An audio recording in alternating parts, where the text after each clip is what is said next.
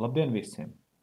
Laipni lūgti atpakaļ šajā sērijā, kur mēs palīdzēsim jums soli pa solim izpildīt jūsu otro laboratorijas darbu. Šodien mēs apskatīsim katru soli detalizēti un nodrošināsim jums visas nepieciešamus resursus un padomus, lai jūs varētu veiksmīgi pabeigt darbu.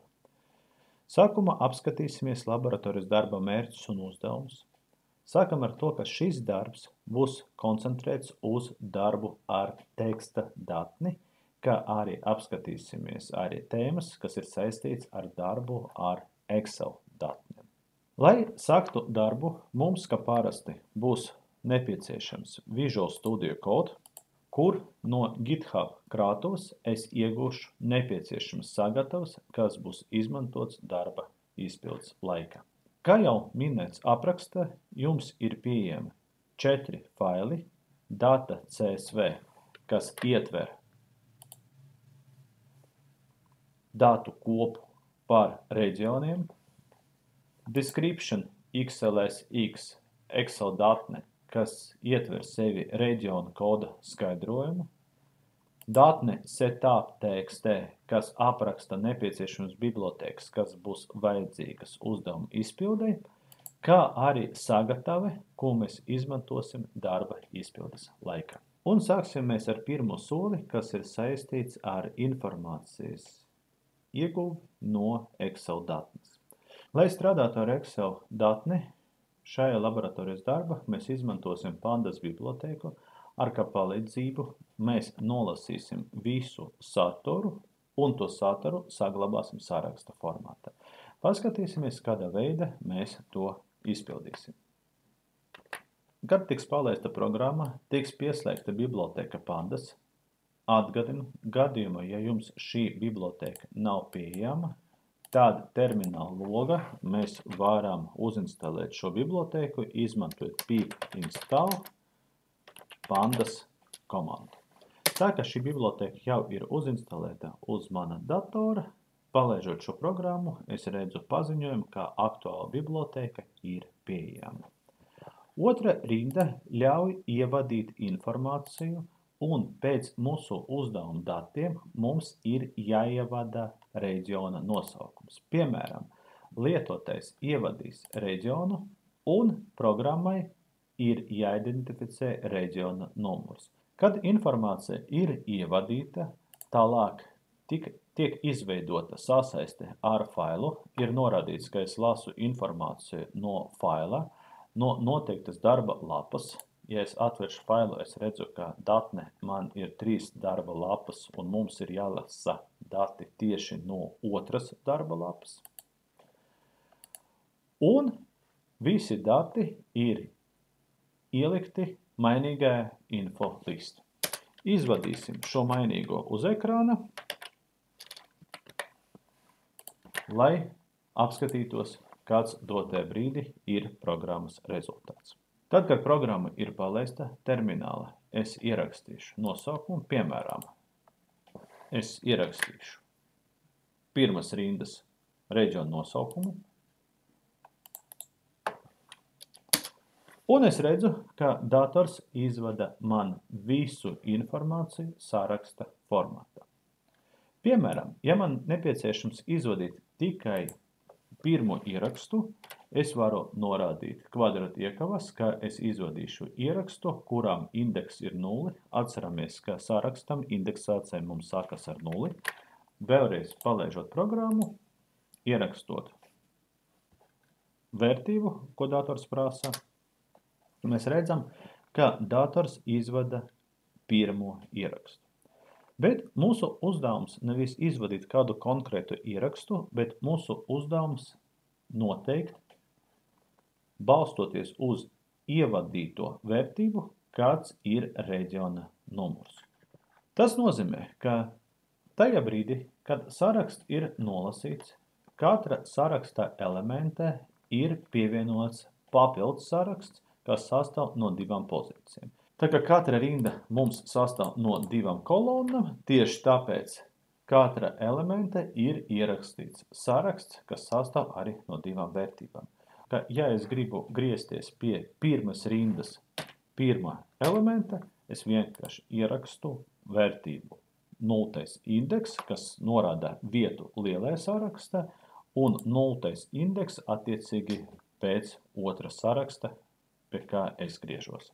Saglabāju, palaižot programmu, atkal ierakstam vērtību, un dators izvada mums vienkārši šīs šūnas vērtību 0. elements un 0. kolona.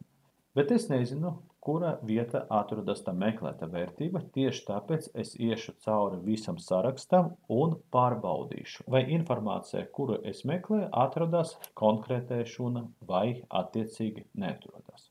Paskatīsimies, kāda veida tās tiks realizēts. Komandu print pagaidām es izdzēšu un izmantošu cikla konstrukciju, kur es pateikšu, ka es rakstu in range, strādāšu ar x, kas ir vienāds ar 0 līdz garumam no mana saraksta un nolasu vērtību no saraksta no x rindas, otras kolonas, attiecīgi nolasu no katras rindas vērtību, kas atrodas B kolonna. Tālāk es veikšu pārbaudi, ja gadījumā mainīga I vērtība, ko es tikko esmu ieguvis, ir sakrīt ar get info, ar informāciju, ko es esmu ievadījis no klaviatūras, tad attiecīgi reģiona nosaukums ir vienāds ar infolist x0. Tad attiecīgi reģiona nosaukums ir vienāds ar saraksta x rindu pirmo kolonu. Izvadīsim reģiona nosaukumu uz ekrāna. Pārbaudīsim ar vairākiem variantiem. Sākumā palaižot programmu, ierakstu vērtību no pirmas rindas. Es redzu, ka dators ir izvadījis informāciju. Paņemam vērtību no tālākas rindas. Palaižam programmu vēlreiz. Ierakstam vērtību. Un mēs redzam, ka dators izvada atbilstošu informāciju. Pašlaik mūsu programma, atrodot ierakstu, turpinās vēl joprojām meklēt informāciju tālāk. Es zinu, ka šajā tabulē ieraksts tiek attēlots tikai vienu reizi. Attiecīgi, ja programma ir atradusi kādu konkrētu ierakstu, piemēram, atradusi šo ierakstu, nav nepieciešams turpināt meklēšanu un tērēt datoru resursus. Tieši tāpēc, tad, kad ieraksts ir atrasts, es izpildīšu komandu break, kas attiecīgi apturēs turpmāko cikla izpildi. Vēlreiz palaidīsim mūsu programmu un pārbaudīsim, kā ieraksts ir atrasts un pirmo daļu no uzdevuma mēs esam izpildījuši. Nākamā uzdevuma daļa ir saistīta ar darbu ar CSV datni, un šeit mēs strādāsim ar datni kā ar teksta failu. Mūsu uzdevums atvērt CSV datni un sameklēt visus reģionus ar atbilstošo numuru un saskaitīt vērtības, kas atrodas kolonna geocount. Lai šo uzdevumu mēs varētu izpildīt, atverot failu, mums ir nepieciešams iegūto rindu sadalīt, izmantojot sadalītāja apzīmējumu, mūsu gadījumā komatu, lai mēs varētu strādāt ar katru elementu atsevišķi. Paskatīsimies, kādā veidā mēs to varam realizēt mūsu programmas kodā.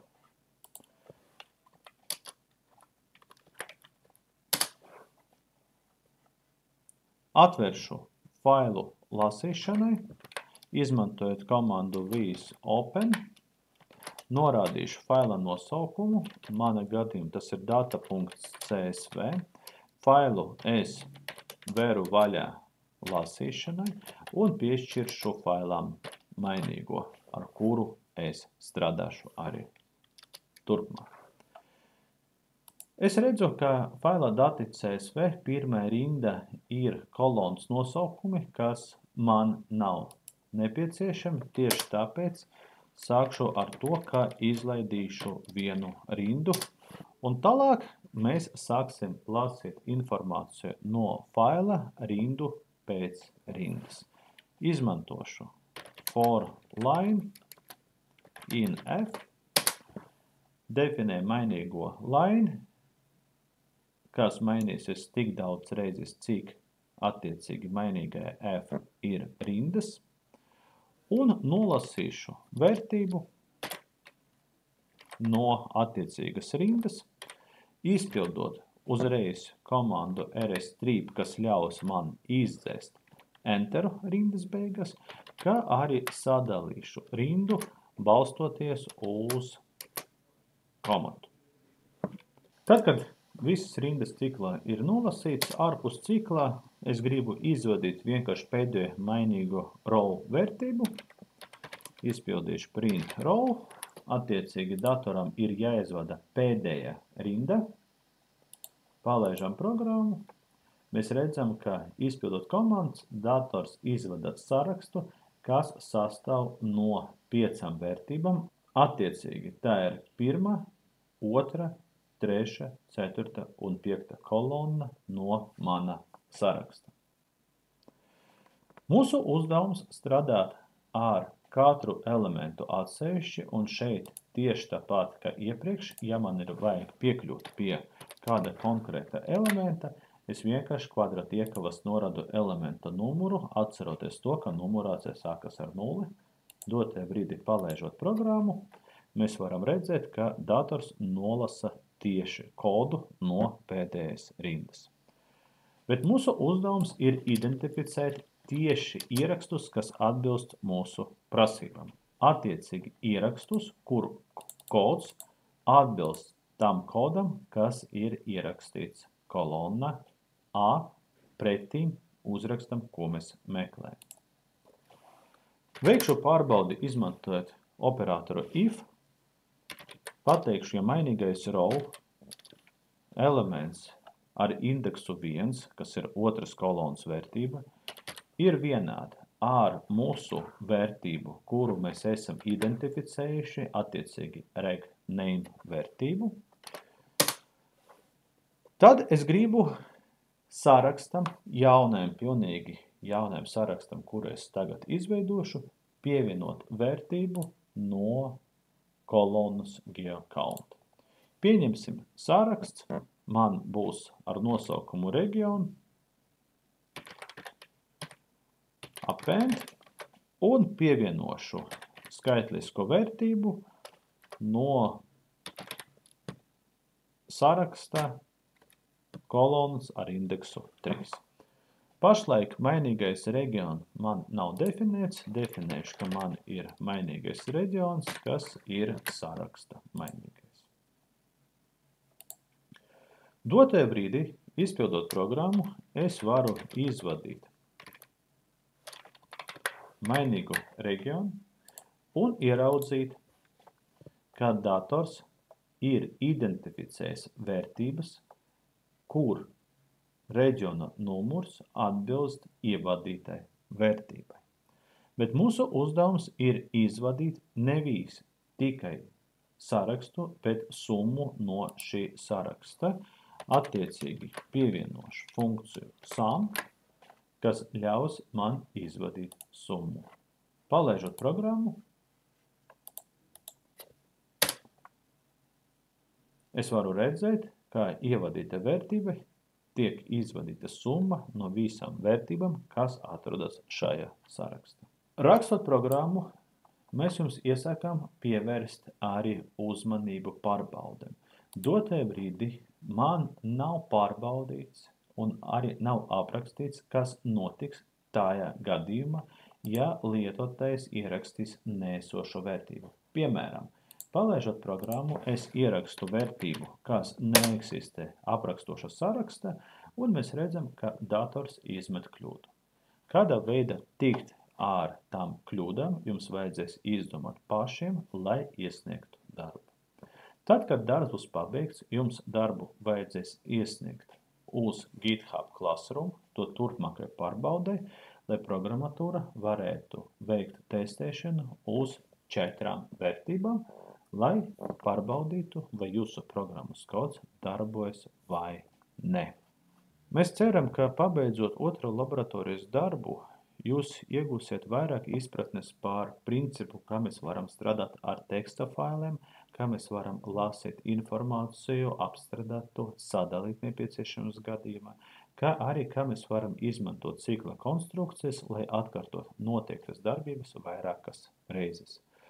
Paldies jums par uzmanību, un ja jums ir kādi jautājumi vai komentāri, lūdzu atstājiet tos zem šī video, un mēs centīsimies uz tiem atbildēt. Novēlam jums veiksmi šī praktiskā darba izpildē jau tuvākajā laikā.